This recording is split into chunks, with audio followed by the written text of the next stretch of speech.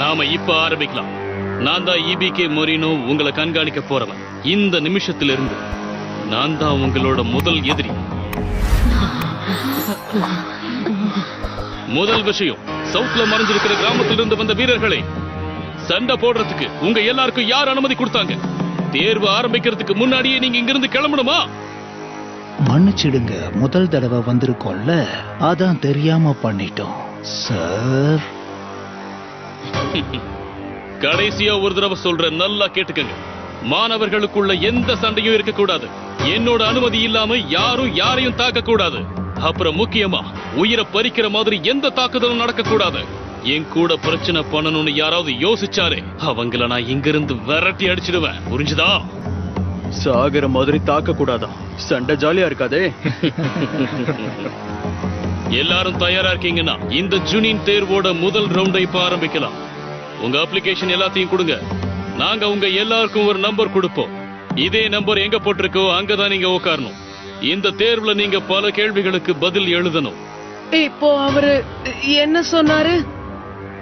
எழுதணுமா? முடியாது. எழுதுற எக்ஸாம் எல்லாம் என்னால ஒத்துக்க முடியாது. Start your engines. The Chunin exam begins. மத்தவங்க எங்க உட்கார்ந்திருக்காங்கன்னு கூட தெரியலையே.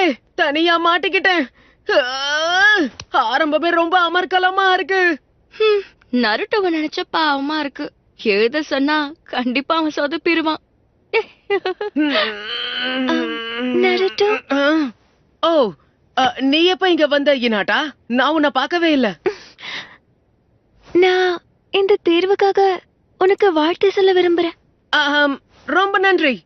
ஓ, ரொம்ப வினோதமா இருக்கு. பக்கத்திலே இருக்கா, ஆனாலும் தெரியல. அவ இருந்தாலும் இல்லனாலும் ஒரே மாதிரி தான் இருக்கு. எல்லாரும் கவனமா இங்க பாருங்க. நீங்க எல்லாரும் கண்டிப்பா சில விதிமுறைகளை பத்தி தெரிஞ்சுக்கணும். அப்புறம் சந்தேகம்லாம் கேட்டா நான் பதில் சொல்ல மாட்டேன். அதனால நான் இப்ப சொல்றதை எல்லாரும் கவனமா கேட்டுக்கங்க. சந்தேகத்துக்கு பதில் சொல்ல மாட்டாங்களா? இதெல்லாம் ஒரு விதிமுறையா என்ன? சரி, முதல் விதிமுறை இதோ இதுதான்.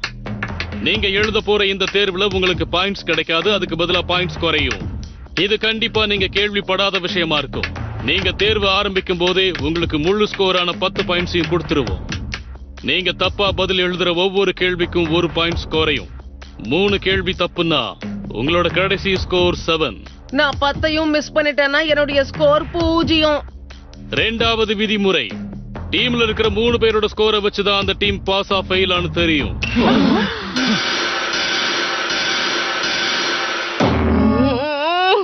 நீங்க என்ன சொன்னீங்க? டீமோட ஸ்கோரை வச்சுதான் முடிவு தெரியுமா?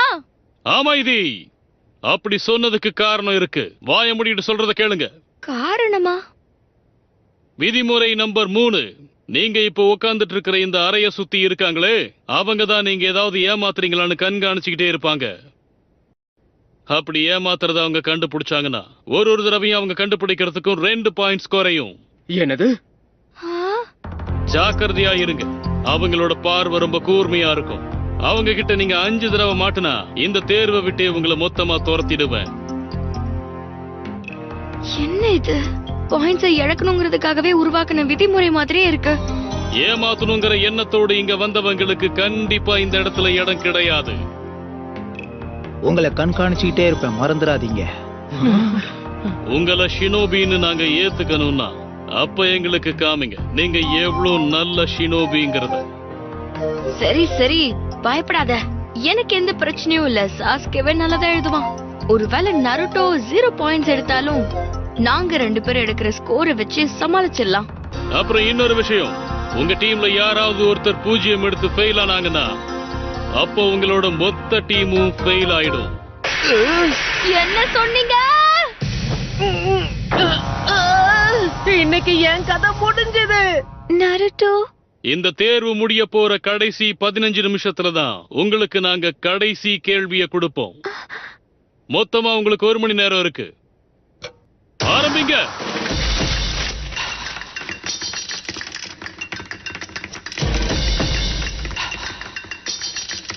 சரி, கவனமா இரு சக்குரா, கவனமா இரு. இங்கதான் உன்னோட திறமைய நீ காட்டணும். மொத்தமா சொதப்பிராத நருட்டோ. ஒரு கேள்விக்காச்சும் ஒழுங்கா பதில் எழுது. அடடா, இது எனக்கு சரியா படல. அவன் சும்மா உட்கார்ந்துட்டு இருக்கான். அவன் சொதப்பதான் போறான்.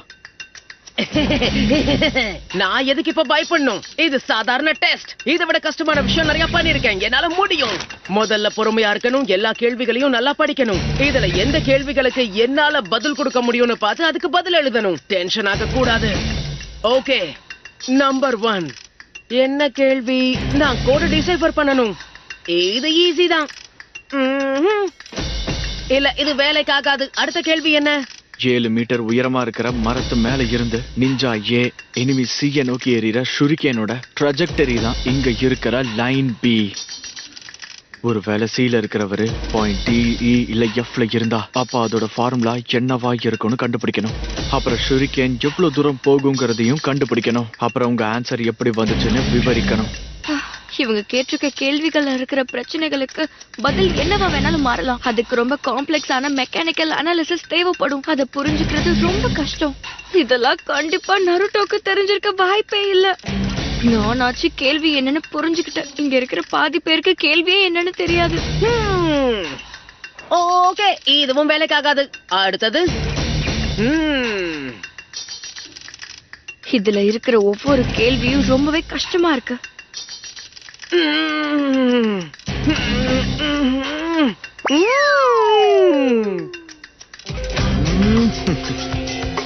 இது நல்லா இருக்கே. இதுல அவங்க கேட்டிருக்கிற கேள்வி கூட என்னன்னு எனக்கு புரிய மாட்டேங்குது. எவ்வளவு முயற்சி பண்ணாலும் என்னால முடியல. அடுத்து என்ன பண்றது? என்ன பண்றது? என்ன பண்றது? என்ன பண்றது? என்ன பண்றது? என்ன பண்றது?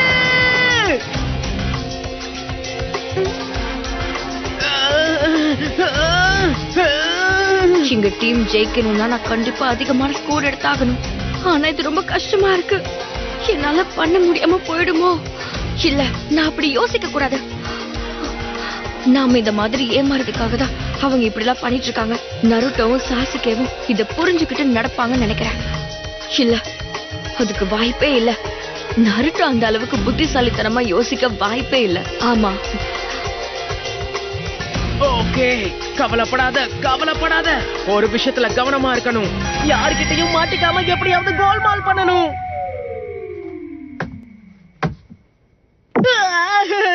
ஆனா அப்படி பண்ணி மாட்டிக்கிட்டா வருங்காலமே இல்லாம போயிடும். அவ்வளவு பெரிய ரிஸ்கை எடுக்க முடியாது. இது வினோதமா இருக்கு. இந்த தேர்வை பத்தி பேசினதை விட இதுல ஏமாத்த கூடாதுன்னு அவங்க அதிகமா சொல்றாங்க. இந்த சென்டினல்ஸ் எல்லாரையும் இருக்காங்க. ஏமாத்துறவங்கள பிடிக்கிறாங்க. யாரோ மாட்டிக்கிட்டாங்கன்னு நினைக்கிறேன். அது மட்டும் இல்லாம மாட்டிக்கிட்டா ஏன் வெறும் 2 பாயிண்ட் தான் கம்மி பண்றாங்க? இது எதுவும் புரியல. ஒருத்தர் தேர்வுல ஒரு தடவை ஏமாத்துறத கண்டுபிடிச்சாலும் அவங்கள வெளியே அனுப்பணும்ல.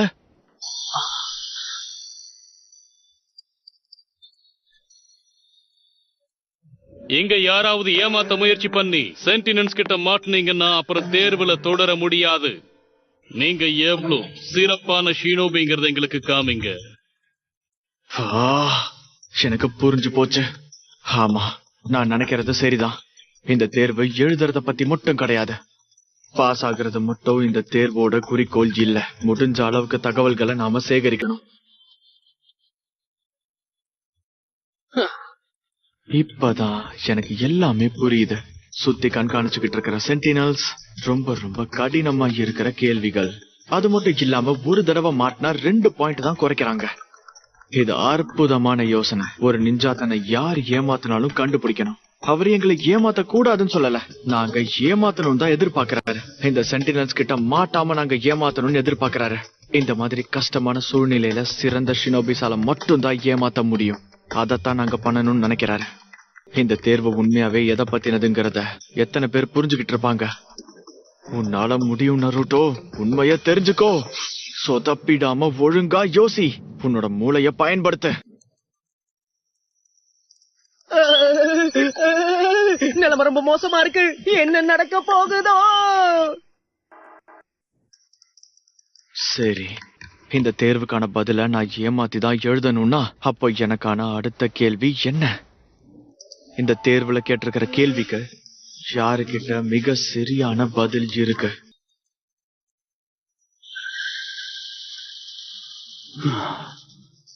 காராக்கு பதில் தெரிஞ்சிருக்குன்னு நினைக்கிறேன். அப்ப சரி, நான் உன்னை நம்பிதான் இருக்கேன்.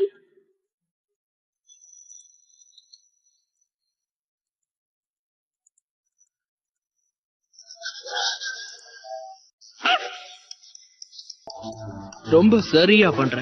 அதேதான். சரி, இப்ப நம்பர் 4க்கு என்னன்னு பாப்போம்.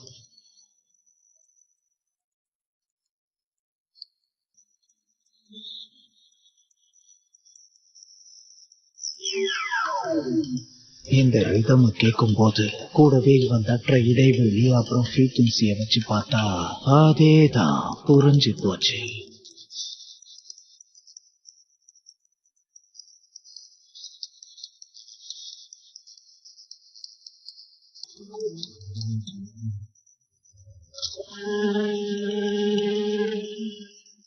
சரி, காமி. கேட்டா நினைச்சேன்.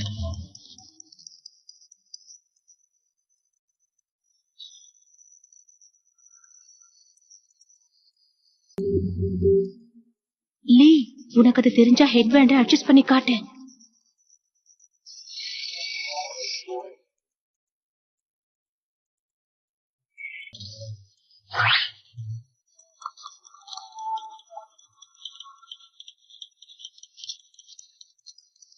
Tick tick tick. அரடா, சத்தம் போடுற கிளாக்கா இல்லாம டிஜிட்டல் கிளாக்கா வைக்க கூடாதா? நேரம் போய்கிட்டே இருக்கு. இதுக்கு மேல முடியாது. கோக்குமாக்கு வேலை பார்த்தாதான் சரியா இருக்கும். ஒரு நிமிஷம், அப்படி பண்றதும் தப்பு. மாட்டிக்கிட்டா என்ன பண்றது? சாஸ்கே சாக்குரா ரொம்ப பாவம். அதே சமயம் ஒரு கேள்விக்கு தப்பான பதிலை எழுதினாலும் என்னால அவங்களும் ஃபெயில் ஆயிடுவாங்க. என்ன நடந்தாலும் என்ன செலச்சிருவாங்க. நருட்டோ, உனக்கு வேணும்னா கேள்விகளுக்கு நான் வேணும்னா பதிலா காட்டுறேன். நீ என்ன சொன்ன? அவளுடைய ஆன்சர் ஷீட்டை காட்ட போறாளா? ஆனா எனக்கு எதுக்கு உதவி பண்ணணும்? ஒருவேளை இப்படி இருக்குமோ? அவ என்னை ஏமாத்த முயற்சி பண்றா. யா, கண்டிப்பா அப்படிதான் இருக்கணும். இல்ல, நான் ஏன் இப்படி எல்லாம் யோசிக்கிறேன்? வாய்ப்பே இல்ல. ஏனாட்டா ரொம்ப நல்லவ. ஆனா கீபாவும் மத்தவங்களும் என்னை ஏமாத்த சொல்லி அவளை வற்புறுத்தி இருக்கலாம். யாரையும் நம்ப முடியாது. ஹேய் ஏனாட்டா, உன்கிட்ட ஒண்ணு கேட்கலாமா? எதுக்காக உன் ஆன்சர் பேப்பரை காட்டுறேன்னு சொன்ன? ஏனா ஏனா அது விஷயம் என்னன்னா,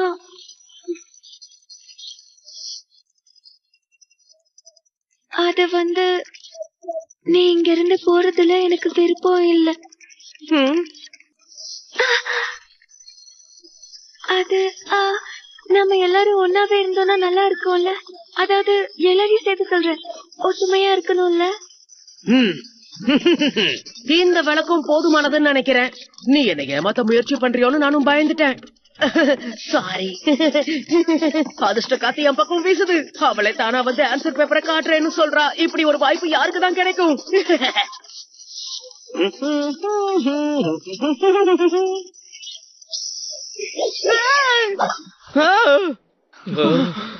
அடேங்கப்பா, இது எப்படி அவங்களுக்கு தெரிஞ்சது?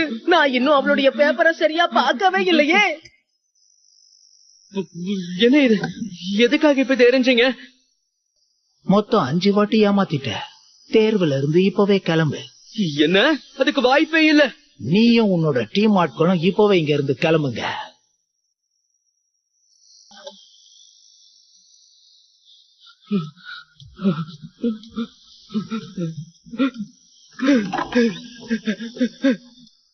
மாணவன் நம்பர் 23 நீ ஃபெயில் ஆயிட்ட. நம்பர் 27 அப்புறம் நம்பர் 43 நீங்களும் ஃபெயில் ஆயிட்டீங்க. இது நியாயமே இல்ல. நான் எதுவும் பண்ணல. நான் ஏமாத்தல. இல்ல, இது அநியாயம்.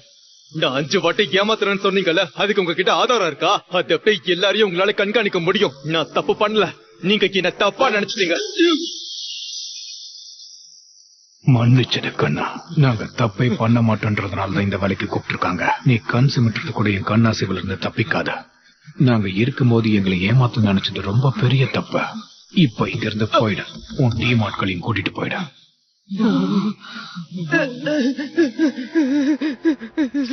நருட்டோ, சீக்கிரம் பாத்து எழுது.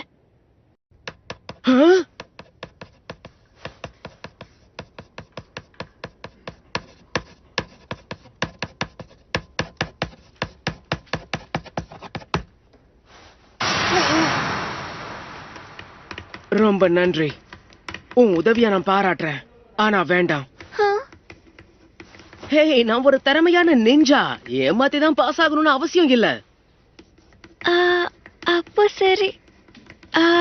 ஆனா உறுதியாத சொல்றியா? யா, அது மட்டும் கிடையாது. ஒருவேளை நான் ஏமாத்தி மாட்டிக்கிட்டா என்னால உனக்கு எந்த பிரச்சனையும் வரக்கூடாது. அவன் என்ன பத்தி கவலைப்படுறான். ஆமா, நீ சொன்னதுதான் சரி. நான் இதை வளர்றேன். சாதாரண டெஸ்டுக்கு எதுக்கு ரிஸ்க்? வீர வசனம்லாம் நல்லாதான் இருக்கு. என் மூளைக்குள்ள என்ன ஓடுதுன்னு எனக்கே புரியல. நான் எப்போ இவ்வளவு நல்லவனா மாறினேனே தெரியல.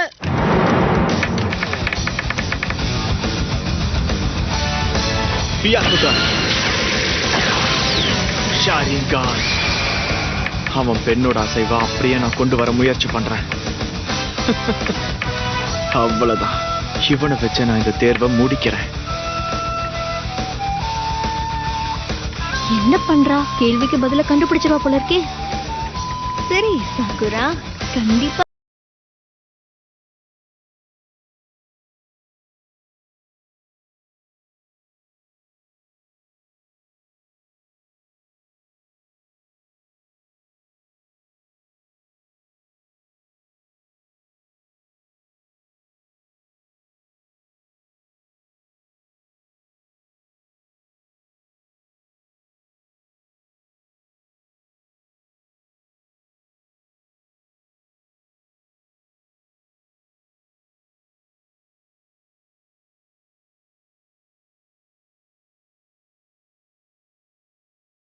இதை கொடுக்க முடியும்.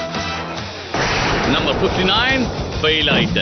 நம்பர் 33 அப்புறம் 9 ஃபெயில் ஆயிட்டீங்க. மொத்தமா 13 டீம் வெளியே போயிட்டாங்க. நம்பர் 41 ஃபெயில் ஆயிட்ட. நம்பர் 35 and 62 ஃபெயில் ஆயிட்ட. இல்ல, வாய்ப்பே இல்ல. இவன் கொஞ்சம் விசித்திரமா இருக்கான். எந்த பிரச்சனையையும் கண்டுக்கல. டீம் வெளியேறத பார்த்து கொஞ்சம் கூட பயப்படல. நான் எதிர்பார்த்ததை விட சிறப்பா செயல்படுறான்.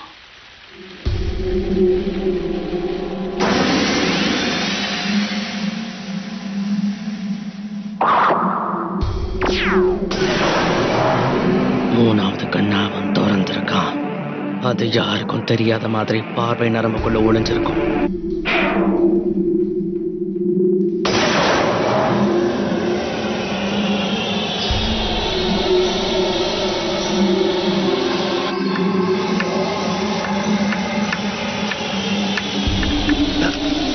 என்ன இது? கண்ணில் ஏதோ விழுந்துருச்சு.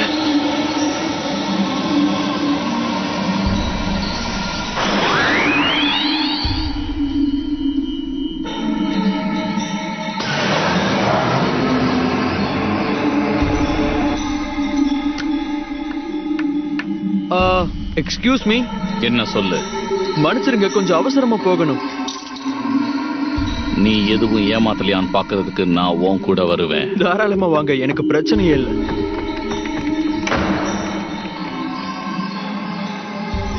இந்த இடத்துல பாதுகாப்பு பயங்கரமா தான் இருக்கு.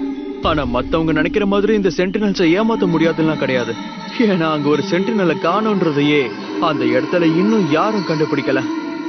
சரியா தானே சொன்ன?